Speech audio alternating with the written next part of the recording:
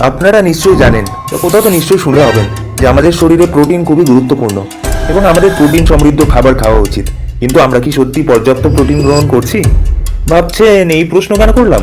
তার আগে একটি গুরুত্বপূর্ণ তথ্য মন দিয়ে শুনুন। 2015 সালে ভারতের প্রধান শহরগুলোর 1260 জনের খাদ্য অভ্যাস বিশ্লেষণ করে দেখা যায় যে 80% মানুষ পর্যাপ্ত পরিমাণে প্রোটিন গ্রহণ করছে না। আবার অন্যদিকে অনেকেরই ধারণা যে প্রোটিন খেলে নাকি ওজন বেড়ে যায়, বা প্রোটিন তো শুধু জিম করা লোকেদের জন্য প্রয়োজন। কিন্তু বাস্তবে প্রোটিন আমাদের প্রত্যেকের জন্য প্রয়োজন, এবং আমাদের ওজন অনুযায়ী আমাদের প্রত্যেকেরই 0.8 থেকে নিয়ে 1 গ্রাম পার কেজি হিসেবে প্রোটিন খাওয়া দরকার। কারণ প্রত্যেক দিন আমাদের শরীরে খুবই গুরুত্বপূর্ণ কাজ, যেমন হরমোন, এনজাইম এবং অ্যান্টিবডি উৎপাদন, পেশি বৃদ্ধি, কোষ পুনর্গঠন, রোগ প্রতিরোধ ক্ষমতা বৃদ্ধি, এই সমস্ত কাজ প্রোটিনের দ্বারাই হয়। অনেকেই আবার মনে করেন যে আমাদের দেশে কি পর্যাপ্ত পরিমাণে প্রোটিন রয়েছেও? এই বছরই frontiers in sustainable food system জার্নালে প্রকাশিত এক গবেষণায় দেখা গেছে যে ভারতীয় কৃষকরা নিজেদের জমিতেই দৈনন্দিন চাহিদার চেয়ে অনেক বেশি প্রোটিন সমৃদ্ধ ফসল উৎপাদন করছেন, তবুও নিজেরাই পর্যাপ্ত পরিমাণে গ্রহণ করছেন না। এর কারণ কি? প্রোটিন প্যারাডক্স নামক এক সমীক্ষায় দেখা গেছে বেশিরভাগ ভারতীয় পরিবার জানেই না যে কোন খাবারে কতটুকু প্রোটিন রয়েছে। এক্ষেত্রে পরিবারের মায়েদের ও নারীদের ভূমিকা খুবই গুরুত্বপূর্ণ, কারণ তারা পরিবারের খাদ্য তালিকা নির্ধারণ করেন। কিন্তু অনেক সময় সঠিক তথ্যের অভাবে তারা পর্যাপ্ত প্রোটিন নিশ্চিত করতে পারেন না। অনেকেই বিচার করছেন, আমরা তো প্রতিদিন পেট ভরে খাবার খাই, তবুও কি প্রোটিনের ঘাটতি হতে পারে?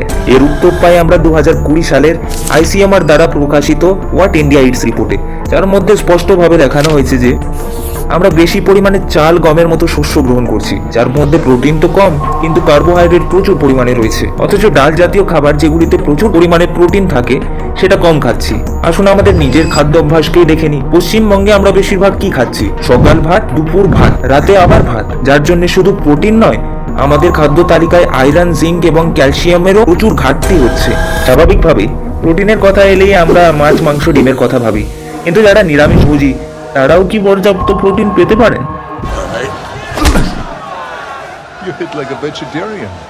2016 সালে আমেরিকান ডায়েটিক অ্যাসোসিয়েশনের দ্বারা প্রকাশিত গবেষণায় বলা হয়েছে যে শিশু থেকে শুরু করে বৃদ্ধ পর্যন্ত সঠিক পরিকল্পনার মাধ্যমে সম্পূর্ণ নিরামিষ ডায়েট থেকেও সমস্ত পুষ্টি উপাদান পাওয়া সম্ভব। আবার 2013 সালে আমেরিকার মধ্যে ইতিহাসের বৃহত্তম ভেজিটেরিয়ান এবং নন ভেজিটেরিয়ানদের তুলনামূলক গবেষণায় দেখা গেছে যে সেখানে উভয় প্রতিদিনের চাহিদার চেয়েও অনেক বেশি পরিমাণে প্রোটিন গ্রহণ করছেন। এই গবেষণাগুলো থেকে স্পষ্ট হয়ে যায় যে ভেজিটেরিয়ানরাও খুবই সহজেই পর্যাপ্ত প্রোটিন পেতে পারেন।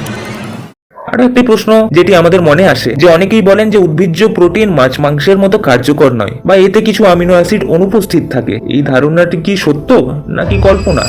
আজ থেকে 3 দশক পূর্বে 1994তেই আমেরিকান জার্নাল অফ ক্লিনিক্যাল নিউট্রিশনে প্রকাশিত পেপারে স্পষ্টভাবে এই বিষয়ে উল্লেখ করা হয় যে এই সমস্ত ধারণাগুলি সম্পূর্ণরূপে ভুল। যেমন অনেকগুলি পুঁথিকে একসাথে জড়িয়ে একটি মালা তৈরি হয়, ঠিক তেমনি প্রোটিন তৈরি হয় 20টি অ্যামিনো অ্যাসিড দিয়ে। এই একটি অ্যামিনো অ্যাসিড গুলিকে আপনি একটি পুঁথি হিসেবে ধরতে পারেন। এই 20টির মধ্যে 11টি অ্যামিনো অ্যাসিডটা আমাদের শরীর নিজেই তৈরি করে নেয়, কিন্তু বাকি 9টি তৈরি করতে পারে না। তাই এই 9টি এসেনশিয়াল অ্যামিনো অ্যাসিড আমাদের খাদ্য থেকে নিতে হয়। কিন্তু শুধু মানুষই নয়, বরং বিশ্বের কোনো প্রাণী, গাছপালা এবং কিছু ব্যাকটেরিয়াদের বাদে এই 9টি অ্যামিনো অ্যাসিড নিজে থেকে উৎপাদন করতে পারে না। বাঘ, গরু, হাতি, কুকুর, মাছ, ব্যাঙ এবং পৃথিবীর সমস্ত পশু পাখি হয়তো সরাসরি বা নইলে খাদ্য চক্রেও এই 9টি অ্যামিনো অ্যাসিড উদ্ভিদের দ্বারাই পায়। সরল শব্দে বলতে গেলে পৃথিবীর সমস্ত পশু পাখিদের শরীরে উপস্থিত 9টি এসেনশিয়াল অ্যামিনো অ্যাসিড উদ্ভিদের দ্বারাই সৃষ্ট।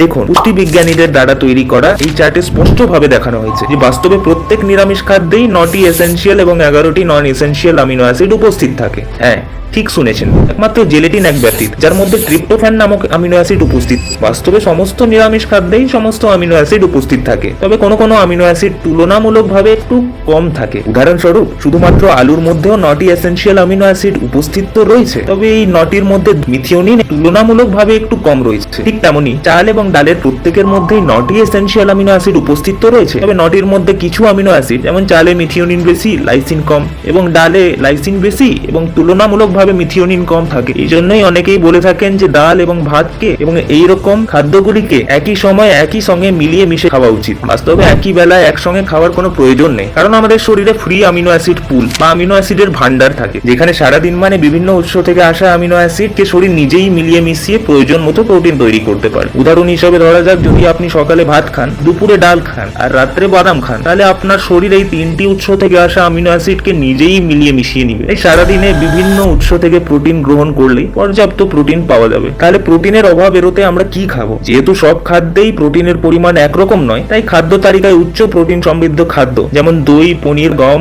ওটস, বাজরা, জৌ, সয়াবিন, হোলা মুগ ইত্যাদি ভালো পরিমাণে গ্রহণ করা উচিত। অনেক খেলোয়াড় ও বডি বিল্ডার সম্পূর্ণ নিরামিষ খাবার খেয়েও অসাধারণ পারফর্ম করছেন।